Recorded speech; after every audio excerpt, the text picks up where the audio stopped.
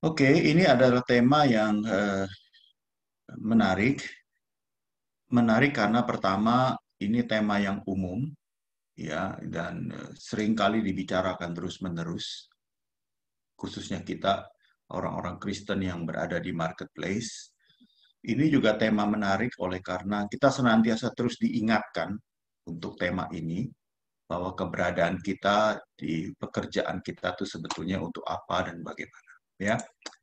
Nah, tadi seperti sudah dikutip oleh Stephen menjadi bahan refleksi dia, tapi saya kutip lagi dari Kolose 3 ayat 22 dan 24 sampai nanti juga ada beberapa ayat Alkitab yang kita juga mau bahas.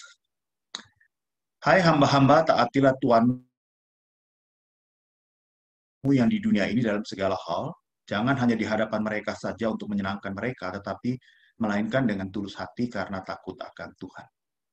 Apapun juga yang kamu perbuat, perbuatlah dengan segenap hatimu, seperti untuk Tuhan dan bukan untuk manusia.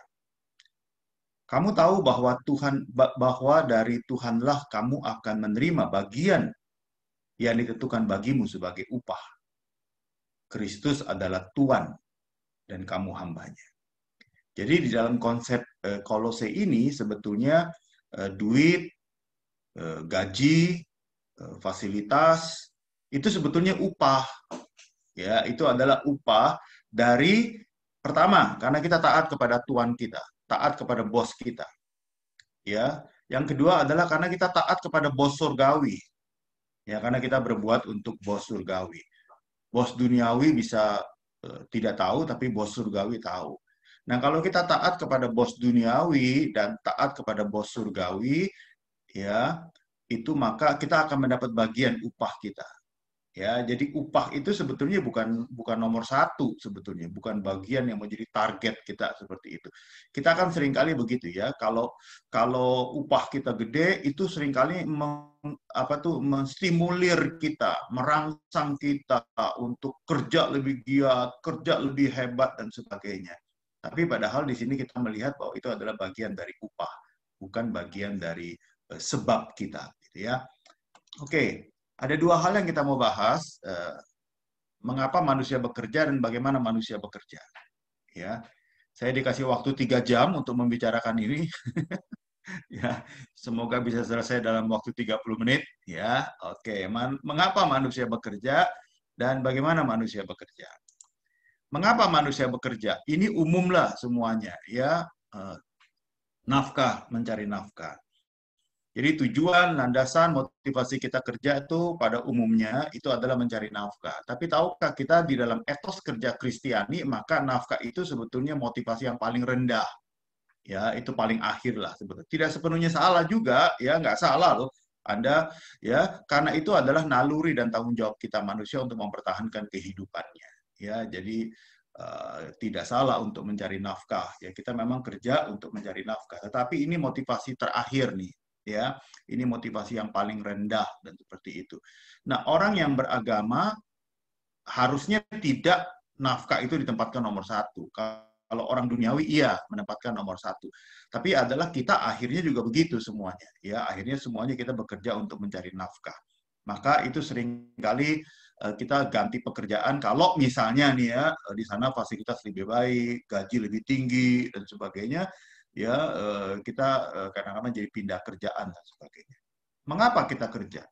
Duit, gaji, nafkah. Kita butuh untuk menghidupi keluarga dan sebagainya.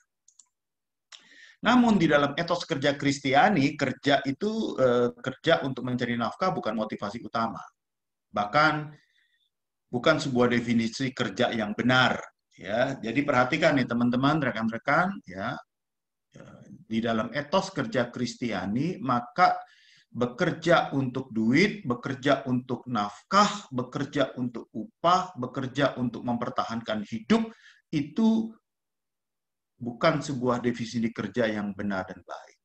Ya, walaupun itu umum, tapi belum tentu itu bukan sesuatu yang benar dan baik. Ya, jika kita mendefinisikan bekerja berarti mencari nafkah atau mencari uang, maka orang tidak peduli dengan jenis pekerjaannya. Merampok demi uang, melacur juga demi uang. menindas, memeras, korupsi, itu juga demi uang. Kan yang penting dapat uang. Dan dia juga untuk bagaimana mempertahankan hidup dia. Ya, dia juga bagaimana how to survive, ya, how to maintain our life, our family, our needs dan sebagainya. Kebutuhan itu kan yang dia mau cari kan. Nah, kalau itu yang menjadi definisi nomor satu, maka orang akhirnya nggak mempedulikan jenis pekerjaannya. Ya, yang penting adalah hasilnya. Itu juga makanya kalau ini nomor satu, maka orang nggak mementingkan proses. Yang penting adalah resultnya, hasilnya. Nah, bahaya sekali kalau tujuan menghalalkan segala cara, begitu ya. Maka banyak orang kerja akhirnya nggak mempedulikan lagi caranya, prosesnya. Yang penting hasilnya. Cepat dapat duit, cepat naik pangkat, cepat karir menanjak dan sebagainya. Ya, mereka yang merampok itu juga bekerja keras. Bahkan sebetulnya mereka yang merampok, mereka yang korupsi itu jauh lebih pemikir daripada kita. Karena mereka tuh betul-betul memikirkan, mempersiapkan, kerjasamanya bagus, keterampilannya juga bagus dan sebagainya. Ya, coba kalau orang mau merampok itu nggak serta-merta hari ini mau besok rampok, enggak kan? Kalau perampok-perampok hebat itu adalah dia mempelajari dulu situasinya dan itu bahkan berbulan-bulan sampai kepada satu kesimpulan, iya ini saat tepat untuk melakukan eksekusi. Anda perhatikan ya, ini berarti kita tuh menempatkan, kalau kita menempatkan kerja itu semata-mata demi uang, nafkah, maka itu sebetulnya adalah motivasi yang paling rendah. Tetapi etika moral tentu tidak akan memasukkan merampok, melacur, memeras, menindas, korupsi sebagai salah satu bidang pekerjaan. Kan nggak mungkin ditaruh di ID kita ya. Occupation, ya, pekerjaan perampok, pekerjaan pelacur gitu ya, atau pekerjaan debt collector misalnya begitu ya, memeras, menindas atau korupsi. Nggak mungkin gitu ya. Jadi ini walaupun ini nafkah, tapi ini nggak bisa di dalam etika moral itu tidak masuk ke dalam sebuah pekerjaan. Maka bekerja menurut iman Kristen bukan untuk mencari nafkah. Bekerja harus lebih dari sekedar mencari uang atau mencari nafkah. Ini poin pertama yang kita mesti clear. Kita mesti beresin dulu nih teman-teman. Bahwa bekerja menurut etos iman Kristen itu bukan sekedar mencari nafkah dan bukan mencari nafkah. Bahkan di Kolose 3 tadi itu bekerja adalah bagaimana kita melatih ketaatan kita kepada bos, baik bos duniawi maupun bos surgawi. Ya. Yang kedua adalah mengapa manusia bekerja? Kalau kita pakai teori piramidanya Abraham Maslow, maka kenapa kita bekerja? Karena kita banyak kebutuhan dan kita mau memenuhi kebutuhan itu. Ini semangat yang sangat humanis, ya, humanistik banget nih. Ya, dari psikolog humanis Abraham Maslow itu adalah menyadarkan kita nih bahwa kita harus bekerja untuk memenuhi semua kebutuhan kita. Basic, ada kebutuhan basic, ada kebutuhan psychological, ada kebutuhan self fulfillment, ya. Nah, Anda perhatikan nih rekan-rekan bahwa manusia akan kehilangan harga dirinya ketika dia nggak bisa memenuhi kebutuhan basicnya, nggak bisa memenuhi kebutuhan psikologinya, nggak bisa memenuhi self fulfillment-nya dan sebagainya. Kalau kita lihat teori piramidanya kan seperti itu ya. Pertama-tama itu adalah basic itu adalah psychological, itu ya makan, sandang, pangan, papan, itu seperti itu kan ya.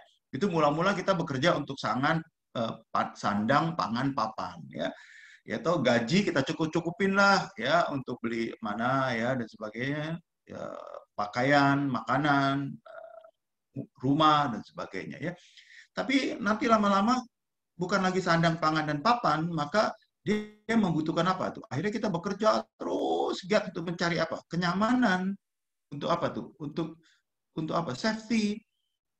Maka mungkin kita kerja pertama-tama beli SDB. Nanti kalau kerjaan kita juga kepengen duitnya lebih, karier naik, kita jual SDB, beli apa? Kondo misalnya begitu ya.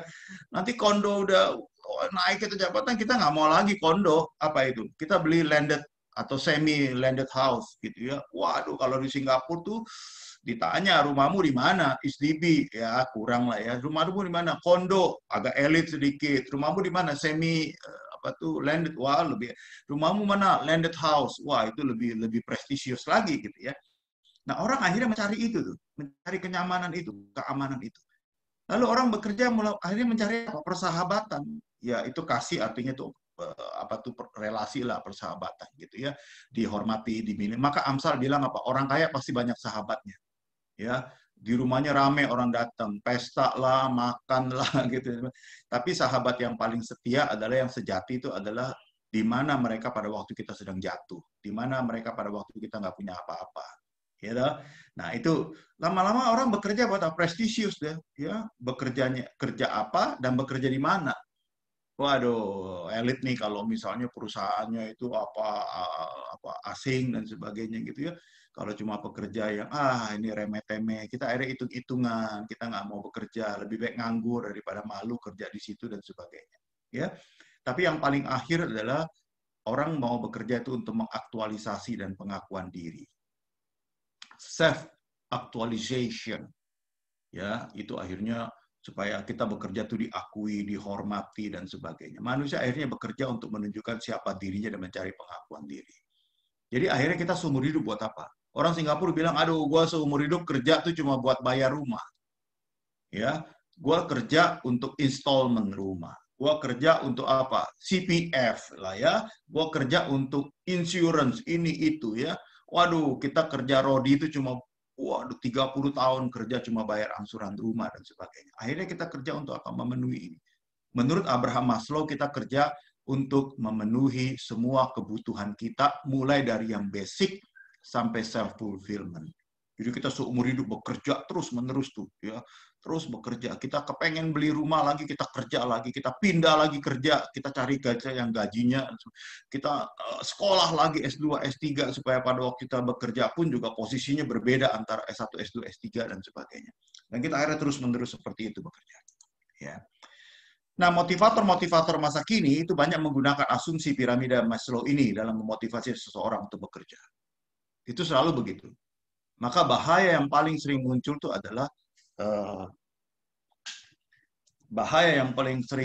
itu adalah kita menghalalkan segala cara. The goal justify the means. Artinya yang penting gua kaya, ini proses dibuang, yang penting mementingkan result. Setahun, 2 tahun dan sebagainya. Ya.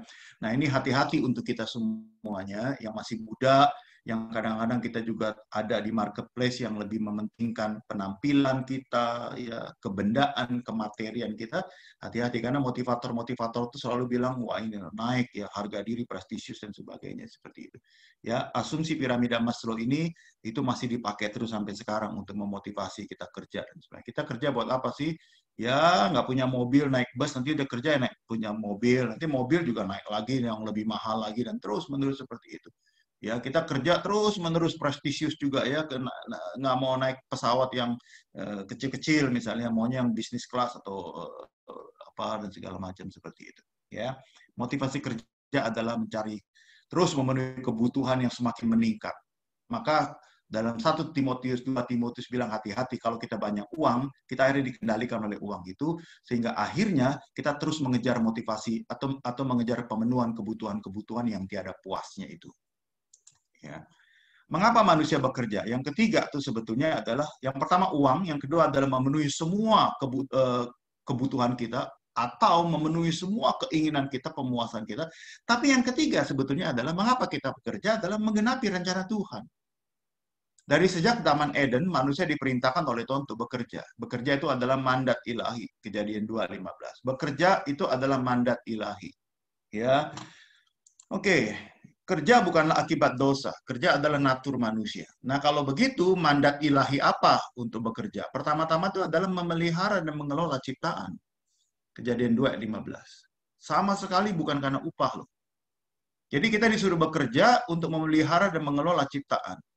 Dari memelihara dan mengelola ciptaan itu kita ambil dari alam bagaimana untuk menjaga kehidupan kita. Ya. Apa rencana Tuhan dengan kita bekerja? Memelihara dan mengelola ciptaan. Ya. Yang kedua, bermanfaat untuk ciptaan yang lain. Karena kita ini buatan Allah, diciptakan dalam Kristus Yesus untuk melakukan pekerjaan baik yang dipersiapkan Allah sebelumnya. Ia mau supaya kita hidup di dalamnya. Jadi kita bekerja untuk memelihara dan mengelola ciptaan. Artinya apa? Apakah kita bekerja itu merusak orang lain, merusak sesama, merusak lingkungan? Apa tidak? Apakah kita bekerja itu bisa bermanfaat untuk ciptaan yang lain? Paling tidak untuk keluarga kita, atau juga keluar dari keluarga kita, jauh dari keluarga lingkaran keluarga kita. Kita bermanfaat tidak untuk orang lain dan sebagainya. Ya. Maka kita disuruh bekerja supaya kita saling menjadi berkat satu dengan yang lain. Ya. Yang ketiga, yang paling indah itu adalah Allah menyuruh kita bekerja supaya kita mempraktekkan spiritualitas. Maka saya senang dengan istilah marketplace. Ya, bekerja itu adalah ibadah, bekerja itu adalah kehormatan, bekerja itu adalah panggilan hidup. Ya, kalau kita lihat ini kan, ya, paling dasar itu adalah physical, itu yang intelektual ya, IQ kita, intellectual quotient kita. Itu butuh kepastian, tantangan, ya. Nanti lama-lama kita naik emotional quotient kita, yaitu apa? Eksistensi, cinta, perkembangan, ya. Yang paling puncak itu adalah spiritual, meaning, purpose, kontribusi dan sebagainya. Ini orang dunia masih pakai apa itu piramida kayak begini. Tetapi orang Kristen harusnya adalah spiritual quotient itu yang menjadi nomor 1 dan nomor 2. Ya, spiritual quotient SQ itu nomor 1 dan nomor 2, pemantapan itu. Nah, ini yang ditinggalkan sebetulnya oleh kita. Kita bekerja itu akhirnya memakai IQ. Kita juga zaman milenial, ya, generasi alpha, generasi Z, apapun zaman sekarang ini, maka kita sangat mementingkan IQ. Kita tahu bahwa kalau Anda membaca berbagai artikel dan sebagainya, kesuksesan hidup dari IQ itu cuma menentukan 20%. IQ itu cuma menentukan 20%. Tapi bagaimana EQ kita? Ya, bagaimana SQ kita dan sebagainya. Nah, ini yang harus menjadi tantangan buat kita, bahwa kenapa kita bekerja? Bekerja itu adalah ladang kita mempraktekkan spiritualitas kita. Bekerja itu adalah tempat kita mempraktekkan spiritual quotient kita. Jadi makanya kalau kita bekerja itu sebetulnya adalah itu gereja kita dari Senin sampai Jumat. Sabtu itu adalah keluarga menjadi gereja kita. Maka Daniel 1 ayat 8, Daniel berketetapan untuk tidak menajiskan dirinya dengan santapan raja dan dengan anggur yang biasa diminum raja. Dimintalanya kepada pemimpin supaya dia tidak menajiskan dirinya. Anda bayangkan Daniel itu berketetapan untuk tidak menajiskan. Padahal dia sedang bekerja. Padahal dia sedang bekerja di istana. Padahal posisi dia sangat luar biasa. Orang kepercayaan.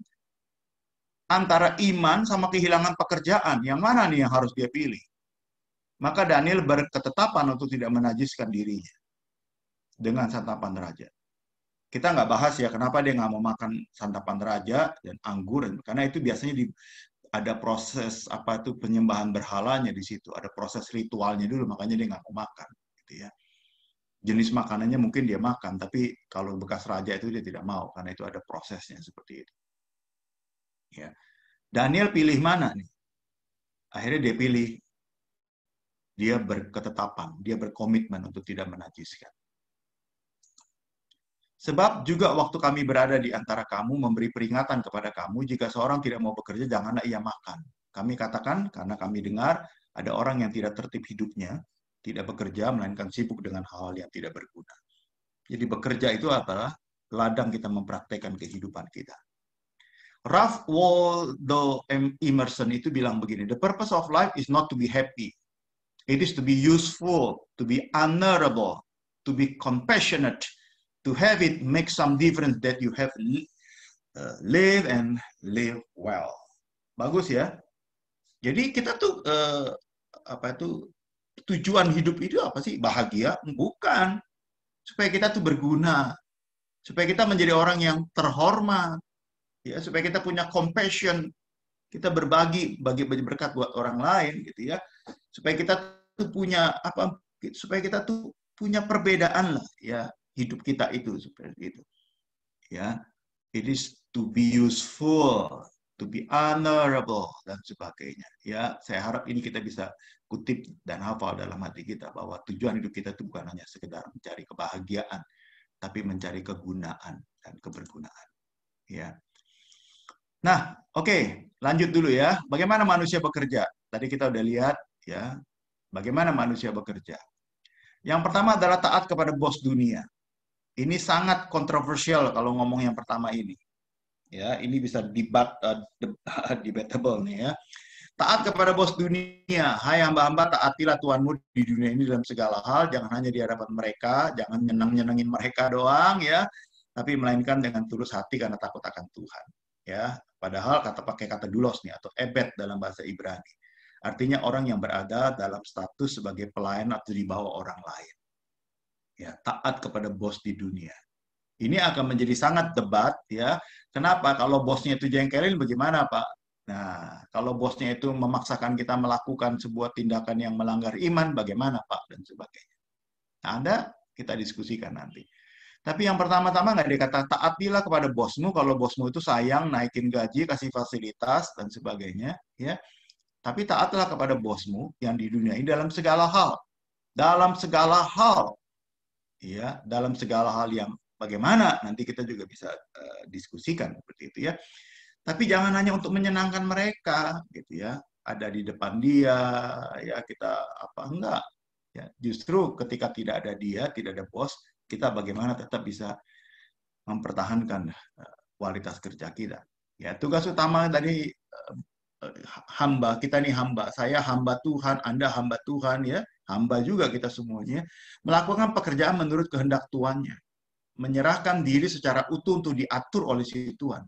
Kita nggak berhak lagi. Disinilah ada sebuah kerendahan hati, ya, suka atau tidak suka, selama itu kita berguna, selama itu kita bisa memajukan perusahaan kita, selama itu berguna, maka kita harus melakukannya. Dan bahkan harusnya hasil kerjanya itu jauh lebih berkualitas dari ekspektasi bos kita. Nah, itu baru kita menjadi orang luar biasa. Rasul Paulus menulis surat ini bukan dengan maksud mendukung sistem perbudakan, melainkan dia hendak memberi nasihat kepada para hamba, pekerja, buruh, karyawan, bagaimana harus bersikap ketika berada dalam dunia pekerjaan. Seorang hamba, employee, pekerja atau buruh wajib mengerjakan tugas yang dipercayakan kepadanya sebaik mungkin dan penuh tanggung jawab dengan mentaati peraturan yang ada. Sering dijumpai ada banyak orang Kristen yang tidak menjadi kesaksian yang baik di tempat kerja karena kinerjanya jauh di bawah rata-rata. Tidak taat kepada aturan yang berlaku, bermalas-malasan, suka sekali bolos tanpa alasan yang jelas. Ya, hai hamba-hamba, taatilah Tuanmu di dunia ini dalam segala hal. Ya, maka saya paling nggak suka tuh kalau misalnya orang lagi kerja tiba-tiba minta izin mau ikut retreat gereja ya. Mau izin dan sebagainya, enggak, ya. Saya lebih mau mengatakan tidak. Kerja itu juga adalah bagian dari pengabdian kita. Maka saya kenal beberapa pimpinan, beberapa pengusaha, ya, yang seringkali bilang, kalau kita cari karyawan jangan terlalu rohani lah, jangan terlalu Kristen, rohani sekali. Ya, kenapa? Dikit-dikit izin, nanti ada rapat di gereja, dikit-dikit izin, ada kebaktian di gereja, dikit-dikit izin karena ada penatuannya meninggal atau pendetanya meninggal, dikit-dikit izin, ada retreat dan sebagainya. Ya, izin bukan untuk berbuat jahat katanya, tapi juga izin yang akhirnya melalaikan juga pekerjaan waktu kerja dan lain sebagainya. Ya, jadi jangan bermalas-malasan dengan memakai apa itu dalih rohani ya, jangan seperti itu ya.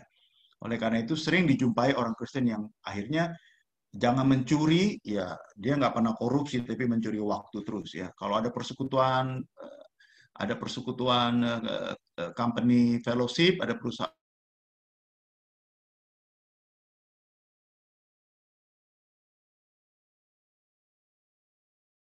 gimana?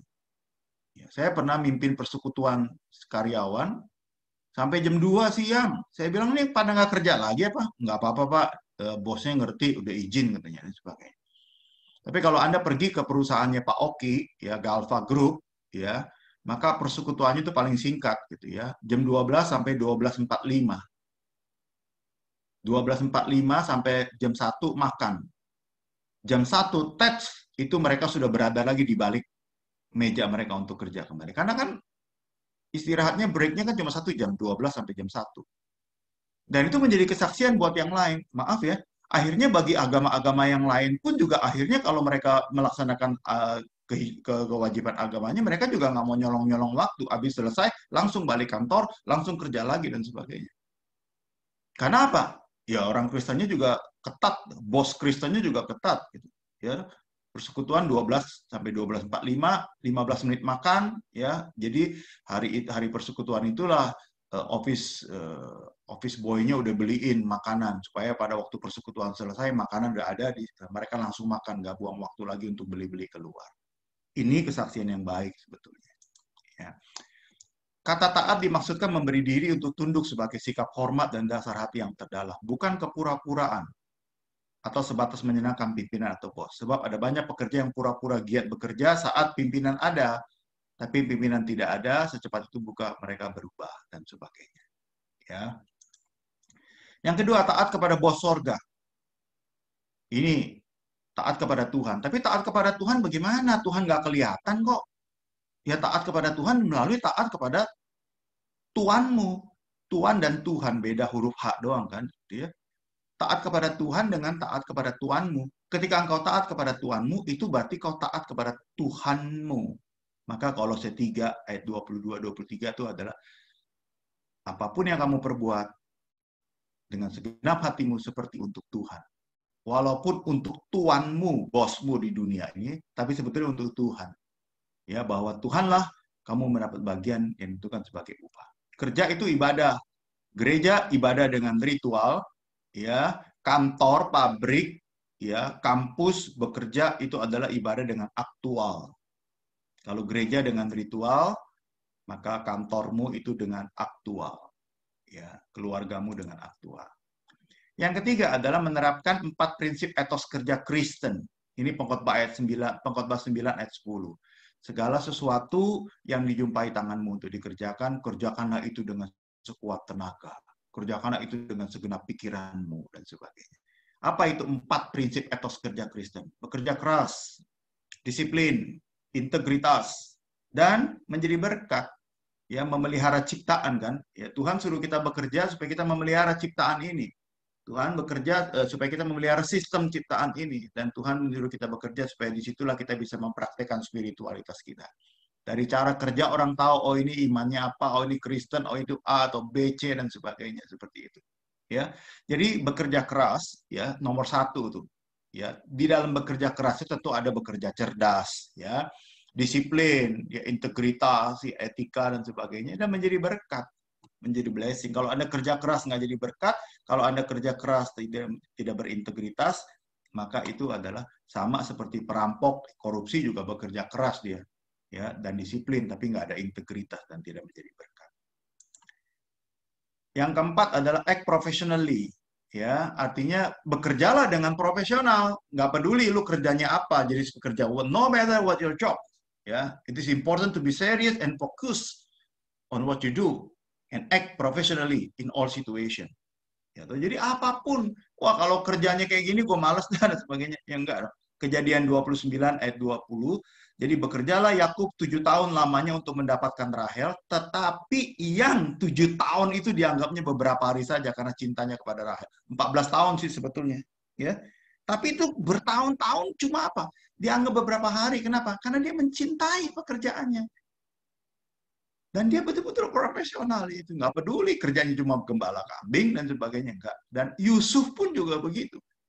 Disuruh kerja apa, dia kerjakan dengan profesional. Dan dia mencintai pekerjaan. Di penjara, ya dia kerjakan, jadi cleaning service. Ya, lebih bersih daripada orang lain yang membersihkan. Begitu sampai akhirnya dia menjadi Perdana Menteri. Apapun, itu spiritnya itu sama.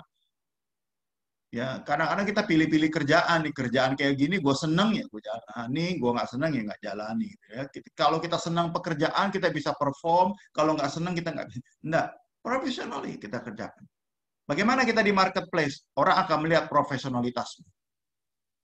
Bos lu nggak suka, tapi pekerjaan lu hasilnya the best gitu, oh the best. Nah, kurang lebih kayak begitu ya. Jadi orang bilang begini, sukses dari pekerjaan itu adalah engkau mencintai pekerjaanmu. Maka kadang-kadang nggak pindah-pindah kita gitu. Karena orang menemukan dirinya di situ, walaupun secara gaji barangkali gitu ya, tapi dia menemukan itu dan sebagainya. Ya. Yang kelima adalah learn how to perform your job well. Ya, udah profesional sekarang bagaimana kita perform? Ada beda yang gede sekali, beda yang besar sekali between just doing your job and doing your job well. And tentu aja and with pride gitu ya. Anda pernah nggak buat making the extra effort ratcheting up your game and notch or two, ya. Anda pernah nggak tuh rela tuh melakukan extra effort Anda dan sebagainya, extra time Anda ya, walaupun nggak ya kadang-kadang nggak ada uang lembur tetap aja jalan gitu ya, tetap Anda karena Anda mulai apa? Karena Anda mau perform, Anda menyampaikan kesaksian Anda dan sebagainya gitu ya. Daniel 1 ayat 20, dalam tiap-tiap hal yang memerlukan kebijaksanaan dan pengertian yang ditanyakan raja kepada mereka, didapati bahwa mereka 10 kali lebih cerdas dari semua orang berilmu dan semua ahli jampi di seluruh pekerjaannya. Kalau Daniel nggak mau melakukan satu pekerjaan yang nggak sesuai dengan imannya, maka dia nggak minta itu dengan cuma-cuma. Dia nggak minta itu dengan cuma minta fasilitas. Enggak. Dia compare itu dengan tindakan yang lain. Supaya raja dan pimpinannya bisa melihat bahwa oh ini orang lebih hebat nih ketika dia meminta sesuatu ya, dia compare dengan yang lain ya, dan itu menjadi hebat. Misalnya dia minta satu hari Senin ini tapi dia kompensasi dengan hari Sabtu, bisa juga seperti itu. Jadi waktu dia minta aku nggak usah menajiskan diri dah, disetujui. Kenapa? Karena dia didapati 10 kali lebih cerdas. Jadi ada bedanya Daniel dengan yang lain. Nah, kalau kita kerja nggak ada bedanya ya, dalam dedikasi kita, disiplin kita, kerja keras kita sama, nggak ada bedanya. Iya, kalau ada apa-apa kita juga kena gitu, rasionalisasi, retrench dan sebagainya. Ya, dan kalau kita minta apa-apa ya nggak dikasih lah dan sebagainya. Tapi kalau kita minta sesuatu orang kasih, kenapa? Karena kita punya nilai plusnya, ada nilai tambahnya. Ya, maka dalam bekerja itu harusnya kita menghasilkan hasil kerja kita itu jauh atau katakanlah lebih sedikit dari ekspektasi pimpinan kita atau dari tim kita. Nah, itu learn how to perform your job well. Ya, dan itulah bagaimana kita bekerja. Kalau kita kerja dengan profesional. Kalau kita kerja, usahakan perform. Ya, jangan dibawa perform kita. Express positive attitude in all situation. Yeremia 29 ayat 7, usahakanlah kesejahteraan kota di mana kamu aku buang. Dan berdoalah untuk kota itu kepada Tuhan, sebab kesejahteraannya adalah kesejahteraan kamu. Jadi selalu express positif. Ya, sikap yang positif itu loh dalam segala situasi. Dan Anda akan jadi berkat nih di company Anda, di kolega Anda, di kantor Anda, di divisi Anda, di tim Anda. Ya, sudah sering kali extra time, extra effort dan sebagainya, ya, Anda performnya bagus ya dan sebagainya. Anda taat kepada bos, Anda taat kepada bos surgawi dan sebagainya. Ya, dan Anda menunjukkan positif attitude ya. Orang-orang kelabakan, orang-orang tegang, Anda tenang, calm, dan Anda selalu solution oriented. Wah, itu luar biasa hebatnya. Ya. Jadi oleh karena itu penting buat kita adalah bagaimana kita juga sikap attitude itu. Ya. Yang ketujuh adalah take opportunities to learn new skills atau jobs gitu ya. Artinya adalah the longer we work at one job, the more likely we will get bored with it. Jadi kadang-kadang kalau kelamaan jadi kita bosen, bisa bosen. Nah kalau bosen kita stuck gitu. Ya. Nah kalau kita stuck itu artinya apa? Kita nggak bisa lagi untuk upgrade kita punya skill, ya kita nggak bisa lagi seperti itu ya. Nah upgrade kita punya skill, upgrade kita punya job, misalnya job itu artinya kita misalnya bisa aja naik posisi dan itu kita seperti itu. Ya tapi kita kalau ada kesempatan kita upgrade gitu loh. Ya 2 Tawarik 15 ayat 7. Tapi kamu ini kuatkan hatimu, jangan lemah semangatmu karena ada upah bagi usahamu. Jangan lemah semangatmu, ya jangan lemah semangatmu. One way around this problem is taking opportunities for additional educational and training when your employer offer them. Wah, langsung ambil ya kita betul-betul. Kalau kita nggak mau formal edukasi, paling tidak informal edukasi, ya kita ambil untuk memperlengkapi diri kita untuk itu. Ya. Yang terakhir adalah be part of the solution. Ya, don't be the worker everyone hates. The one who is always quick to point out the problem while offering no solution. Jadi kita tuh selalu berpikirnya solution oriented. Bagaimana lu di marketplace? Jangan problem oriented, tapi solution oriented. Ya, bos juga tanya kamu dan itulah Daniel, itulah juga Nehemia, itulah juga Yeremia, itulah juga Yakub, itulah juga Yusuf. Dia selalu berpikirnya adalah solution oriented, bukan bukan problem oriented. Ya, lu masuk di company itu, semua orang senang dengan kamu. Kenapa? Kamu orang yang bijak, ya. Kamu menggabungkan antara spiritualitas dengan apa? Dengan skill, ya. IQ, EQ-nya juga SQ-nya, ya. Dan ada masalah jadi tidak ada masalah, ya. Bukan ada kamu jadi ada masalah. Nah, paling sial tuh seperti itu company-nya, ya. Jangan kita ada masalah. Jangan. Justru kita adalah solusi. Kita bagian dari solusi, bukan bagian dari masalah. Itu ya, hidup itu jadi berkat kalau dimanapun Anda ada, Anda menjadi sumber solusi, bukan sumber masalah. Ya. 1 Petrus 4 ayat 7, karena itu kuasailah dirimu, jadilah tenang, supaya kamu dapat berdoa. Ya. Problem solvers are a valuable commodity in every workplace. Saya kira itu aja bagian dari kita bersama-sama, ya, supaya kita makin ingat 8 prinsip ini, bagaimana kita bagaimana kita bekerja di marketplace ini, supaya kita betul-betul punya perbedaan, ya. Ini aja sharing, mari kita perdalam lewat diskusi kita. Saya serahkan kepada Steven.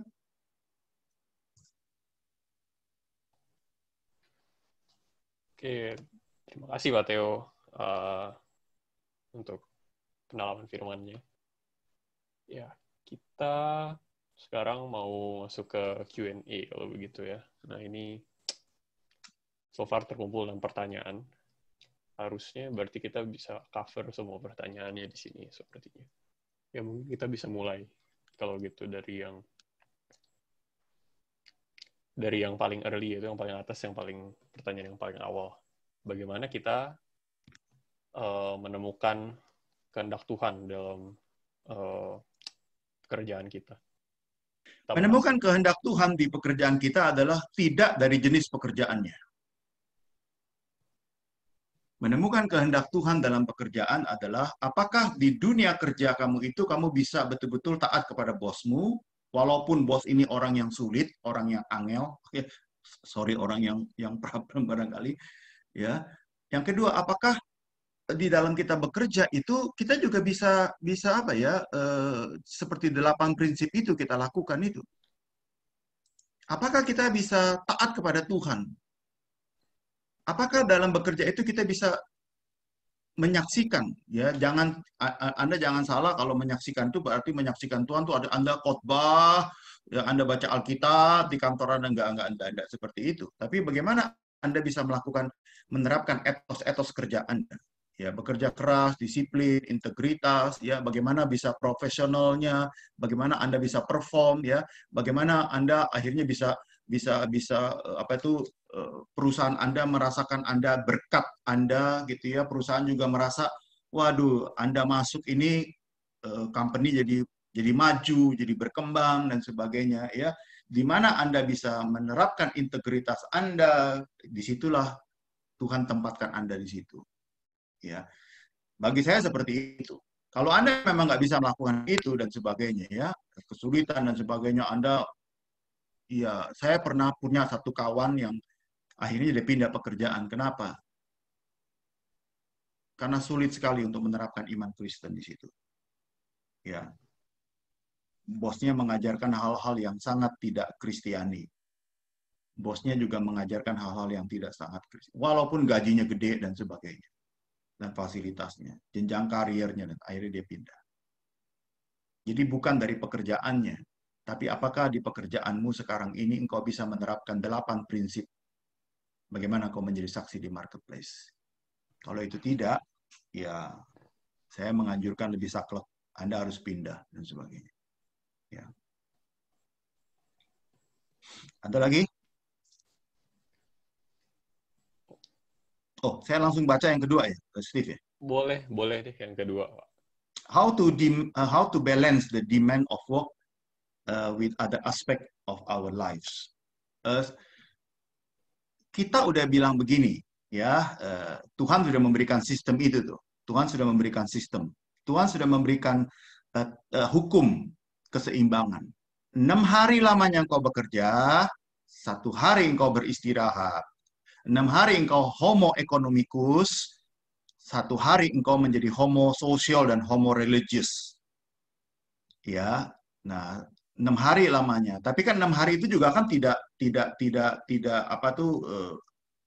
24 jam. Orang rata-rata kita bekerja 8 jam. Orang Jepang mungkin bisa 10 sampai 12 jam 1 hari, ya. Itu gila kerja, workaholic dan sebagainya. Bagaimana kita demands? Bagaimana kita balance? Ya, menurut saya yang paling baik berapa jam kau bekerja, kasih extra time, engkau bekerja dengan segila-gilanya di situ, segiat-giatnya di situ, lewat dari jam kerja itu Anda harus kembali sudah.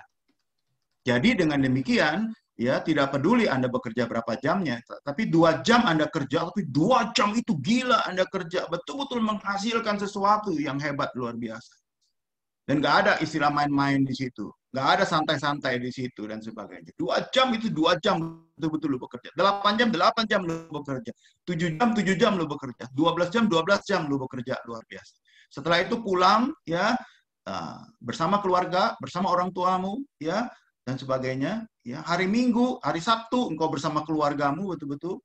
Makanya kita di gereja kadang-kadang suka menerapkan itu. Senin sampai Jumat, jangan ada kegiatan gereja kalau bisa. Kecuali mesbah doa ya, mau nggak mau itu hari Jumat kedua dan sebagainya. Bekerja dengan gila-gilaan loh. Tapi hari Sabtu, jangan juga ada kegiatan gereja. Hari Sabtu itu adalah family time, family day. Ya, sama sana jalan jogging sama family ya, kau boleh ke gym jaga. Hari Minggu harinya Tuhan, kau menjadi spiritual man dan kau ke gereja, harus ke gereja. Maka pertanyaan nomor 3 tuh, it is okay to work on Sunday. Saya mau mengatakan enggak kerja hari Minggu. Saya agak kolot ya, agak konservatif saudara-saudara ya. Jadi kita balance dong gitu. Nah, biasanya dari pengalaman Daniel maupun dari pengalaman saya, begitu ya, kalau kita kerja extra time, ya juga bukan ekstra sampai kelewatan seperti itu, tapi akhirnya pada waktu kita ngomong, bos kasih aja tuh, ya, karena dia tahu nih kalau kita kerja tuh gila-gilaan kerjanya. Bahkan kadang-kadang kita nggak minta pun bos suruh cuti, sana lo kerja gitu dan sebagainya gitu ya. Nah, itu pengalaman saya juga begitu. Ya. Disuruh-suruh cuti kita nggak mau cuti, disuruh-suruh ini kita nggak mau. Kenapa? Orang tahu quality personality kita, pribadi kita dan sebagainya. Jadi bagaimana how to balance? How to balance adalah satu, lu kerja dengan sebaik-baiknya dan segila-gilanya kalau jam kerja. Ya kita terbalik, jam kerja kita pakai ibadah, jam ibadah kita pakai kerja. Ya, di gereja kita masih lihat-lihat juga apa kerjaan kita dan sebagainya, HP nggak bisa berhenti dan sebagainya. Kecuali ya, saudara, oke nggak kita kerja hari Minggu? Nggak, kalau menurut saya. Kecuali lu social worker. Apa itu? Ya, lu pemadam kebakaran, fireman, ya, lu dokter, dokter juga dokter apa tuh? Ginekologi ya, kebidanan dan sebagainya. Kecuali kita memang pekerja sosial, apa boleh buat lah ya, itu memang panggilan hidup, tanggung jawab dia. Tapi selagi kita bisa stop ya kita stop dan sebagainya. Ya, hari Minggu itu adalah hari untuk keluargamu, hari untuk spiritualitasmu, ya, dan Senin gila-gila lagi Anda kerja dan sebagainya ya. Maka kalau saya menganjurkan dulu adalah ya, kalau Senin ada kegiatan gereja lu jangan datang. Kemis jangan datang karena gue lagi kerja nih di kantor. Sama begitu juga kalau hari Minggu ya, sama pengalaman saya banyak, saya bisa sebutkan satu-satu orang-orang pimpinan bos-bos besar tuh yang bilang hari Minggu jangan undang gue rapat. Makanya akhirnya lama-lama bisnis partner dia tuh datang hari Minggu malam karena Senin baru rapat. Nggak mungkin dia datang hari Sabtu. Kenapa? Percuma lu sama dia nggak mau rapat. Dia maunya ke gereja tuh. Jadi pendeta ada seperti itu. Nah, saya banyak bos-bos seperti itu. Tetap dia komit, dia nggak mau. Dan itu dimulai bukan sejak dia jadi bos, tapi dari sejak dia karyawan. Tapi ada Senin sampai hari Jumat, bosnya udah pulang, dia belum pulang di kantor. Ya, jadi bagaimana balance? Ya kalau lu kerja, waktunya kerja, ya lu kerja. Jangan nyolong-nyolong waktu, jangan curi-curi waktu. Komitmen, perform, profesional, dan sebagainya di situ. Dan di luar jam kerja, ya jadilah engkau bagian dari masyarakat, bagian dari keluarga, bagian dari gereja, bagian dari anggota keluargamu dan sebagainya. Ya, it is okay to work on Sunday, not okay. Kalau saya lebih ketat begitu mengatakan ya, enggak. Tapi hari Senin, Ya, sama pertanyaannya, it is okay to work on Sunday? Pertanyaannya juga, it is okay to worship on Monday to Friday? It is okay to worship? Enggak, menurut saya, not okay. Sunday ya, waktumu menjadi spiritual man. Gitu. Ya, tapi banyak orang yang nggak perform kerjanya, makanya bos bilang, lu cuma alasan doang lu. Jadi rohani malah males gitu ya. Makanya banyak bos bilang, semakin orang Kristen rohani, semakin males dia. Waduh, saya sedih banget kalau kayak begitu. Ya, persekutuan doa, minta bos, bikin dong persekutuan doa nih, banyak Kristen. Tapi jam 12 sampai jam 2 masih haleluya nyanyi-nyanyi. Saya memang tegur, nggak diundang lagi ke persekutuan itu. Ya no problem lah, nggak apa-apa lah. Saya bilang, stop dong nih. Saya bilang, Anda mesti balik lagi kerja. Enggak lah Pak, si agama itu juga masih nggak bisa, saya bilang. Ya, break time-nya kan 1 jam, ya, 45 menit, 15 kamu pakai makan dan sebagainya. Ya, dan seperti itu. Ya, saya punya pengalaman anggota kami itu buka bikin gigi palsu gitu ya, false teeth gitu ya. Itu Sabtu Minggu paling rame. Dan dia bergumul. Sabtu Minggu tuh paling rame. Minggu paling rame. Dan dia bergumul. Tutup nggak nih? Tutup tidak nih? Karena dia mau ke gereja. 9.30 kebaktian. Dan dia juga mau jalan-jalan sama istri sama anak tunggalnya dia. Tutup nggak nih? Akhirnya dia putusin tutup tuh. Begitu tutup, waduh hari dia kehilangan langganan konsumennya tuh banyak sekali. Senin itu sepi, Selasa sepi. Karena Sabtu Minggu kan orang libur, orang pada bikin. Dia sedih juga, hampir-hampir dia buka toko lagi. Dia buka bisnisnya lagi, dia buka usaha lagi. 6 bulan dia sepi, kehilangan banyak omset dan sebagainya. Tapi dia berdoa, nggak apa-apalah. Ya. Tapi apa yang terjadi di bulan-bulan berikutnya, dia kaget satu hari Senin pagi, begitu dia mau buka, karena dia rumah dan toko di situ. Dia mau buka praktek dia, itu di depan orang udah ngantri. Dia kaget, ada apa nih ngantri-ngantri? Waduh, dia bilang bikin di sana nggak bagus, bikin di situ nggak bagus. Akhirnya balik lagi. Sekarang orang tahu kalau mau ke dia itu adalah Kamis Jumat, bukan Jumat Sabtu, bukan Minggu. Jadi akhirnya balik lagi. Tetap aja rame, malah konsumennya semua tahu Minggu dia tutup dan sebagainya. Ada berkat di situ. Ya. Oke, Ini pertanyaan susah nih. ya nih, Is it soal biblical to Steve? saham sama ini ya, sama stock Ya, itu ya, it's bisa biblical to buy digabung stocks, nih. equity, bond dan sebagainya. Aduh, saya lupa tuh di mana nih. Ini yang nanya pasti lagi main saham nih. Saham di Indonesia lagi rontok sekarang nih ya. Aduh, ini gara-gara COVID di Singapura juga rontok juga dan sebagainya. It is biblical to buy stock. Bagi saya begini, motivasimu apa? Saya mau cari Alkitabnya tuh ya. Ada perumpamaan tentang talenta. Dikasih 1, dikasih 2, dikasih 5. Ya, ada yang bisa bantu di mana tuh ayatnya Matius berapa gitu ya. Terus Matius 25 atau berapa ya. Lalu yang 5 itu ditanya, "Mana lu? Bosnya kan pergi nih. Mana? Wah, ini 5 menghasilkan 5 ya. Matius 25 tuh. Ya, perumpamaan tentang talenta. Ya. Menghasilkan 5. Oh ya bagus, terimalah ini berdua. Yang dikasih 2 ditanya, mana lu 2? Hasilkan 2. Yang 1 tuh dipendam sama dia kan. Nah, yang menarik tuh adalah perkataan tuannya ketika dia bilang begini.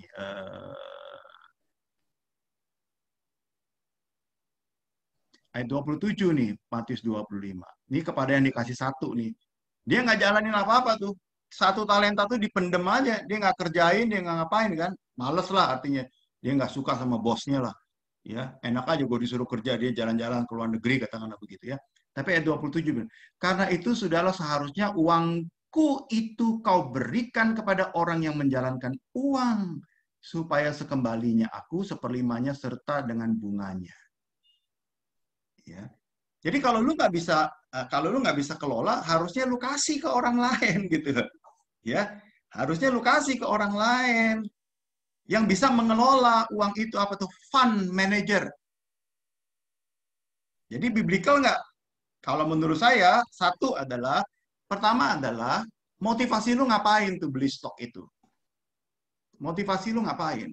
Kalau soal stok, soal saham, saya setuju, jangan rakus, jangan tamak. Ya, kalau ada kesempatan jual, ya lu jual, walaupun untungnya kecil.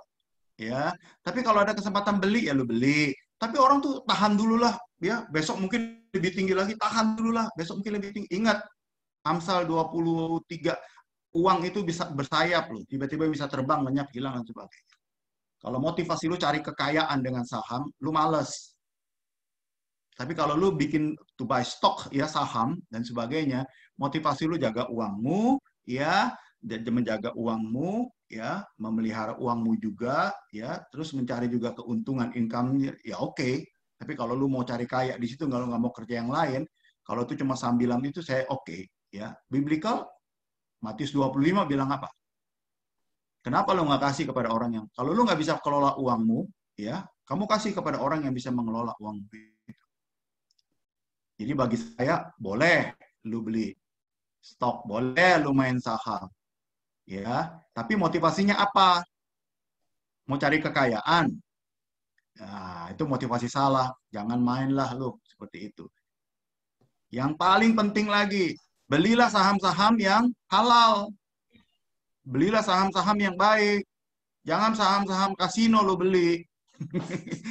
Jangan saham-saham perusahaan yang nakal-nakal gitu ya, kasino sudah go public ya, sudah apa lu beli saham. Jangan, belilah saham-saham yang perusahaan-perusahaan yang baik, kan bisa dilihat tuh profil perusahaannya, siapa yang punyanya. Memang nggak menjamin, karena kita nggak tahu dengan detail ya, tapi belilah, bolehlah biblical lu mau main stok dan saham dan sebagainya, ya. Cuma kalau udah menang jangan lupa perpuluhan ke gereja. Iya, nggak, itu joking aja ya. Jadi Anda bolehlah main istilahnya seperti itu.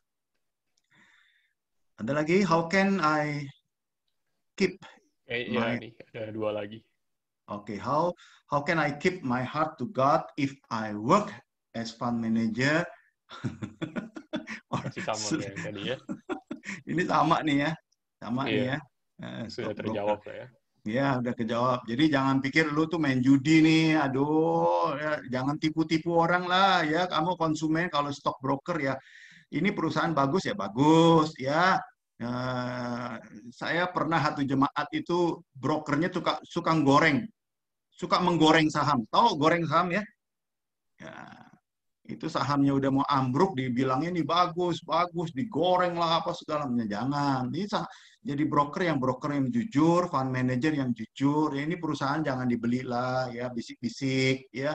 Nah, ini perusahaan ini boleh dibeli ya. Beberapa jemaat kita di GPBB saya tahu itu fund manager kok. Dan uang gereja juga ada dimasukkan juga. Tapi betul-betul perusahaan-perusahaan yang jujur, bukan perusahaan-perusahaan yang macam-macam, yang haram-haram gitu, yang bisnisnya haram, enggak, dan sebagainya. Dan dia enjoy, dan betul-betul dia menemukan banyak orang juga. Bahkan ada jemaat kita yang tertolong oleh dia karena dengan uang pensiun yang terbatas ya, uang pensiun yang terbatas di Singapura, terus uangnya bisa dibantu untuk dikelola dengan baik. Ya, untungnya nggak banyak, tapi bisa survive menjaga hari pensiun dia. Oke kok, ya.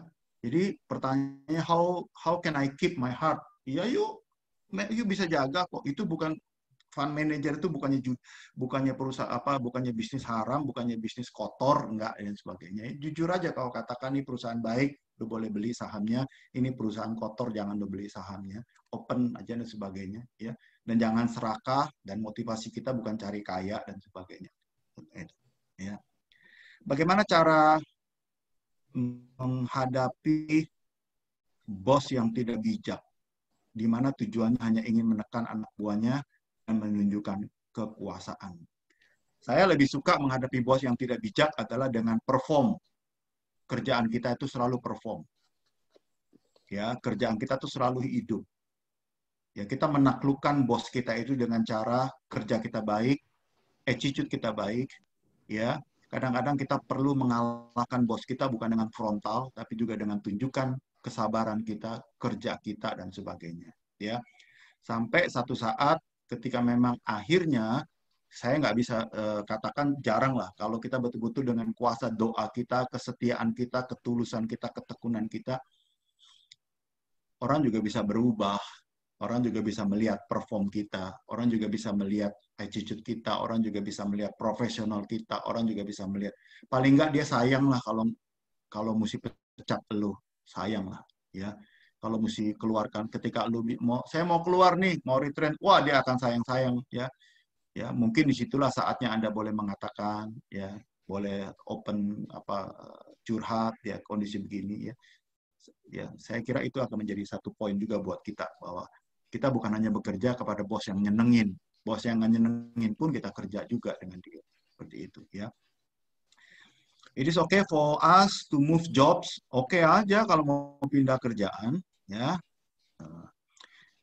Is it only when our work conflict with our Christian faith? Nah, kalau udah konflik sama Christian faith, ya pindah. Kalau saya sih prinsipnya seperti itu. Ya.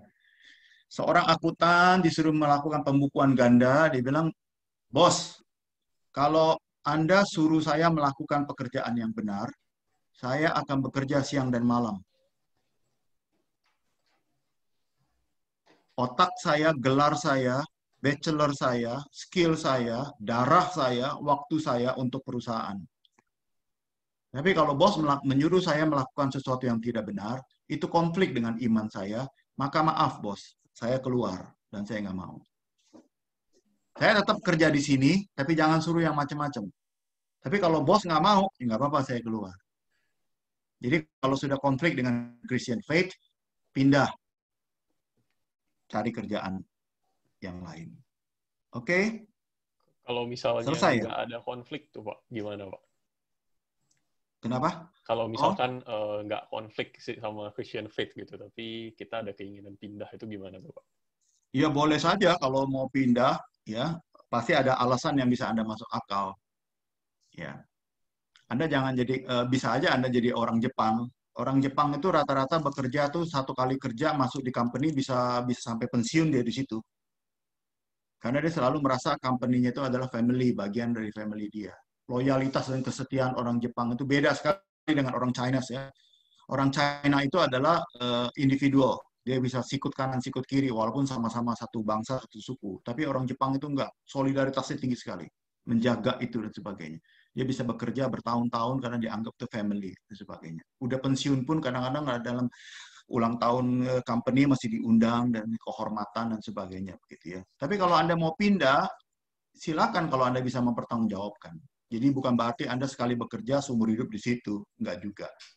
Tapi bekerjalah dengan baik, juga pindahlah dengan baik, ya, pindahlah dengan bukan konflik, ya sehingga kurikulum vitae Anda, pengalaman Anda tuh bagus-bagus semuanya, ya, nggak menjadi masalah pindah kerja asal pindah dengan bertanggung jawab, ya, oke.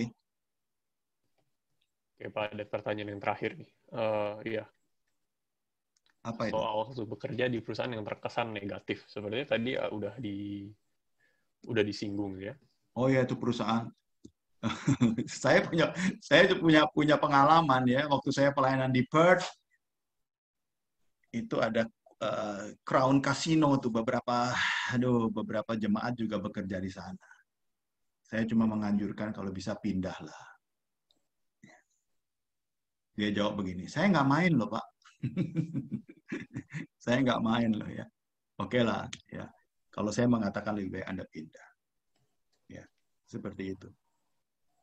Jadi kalau sama seperti tadi itu ya, kalau konflik dengan iman Kristen ya lebih baik kita pindah. Gitu ya. Oke, terima kasih. Semoga Anda bisa bekerja dengan lebih baik.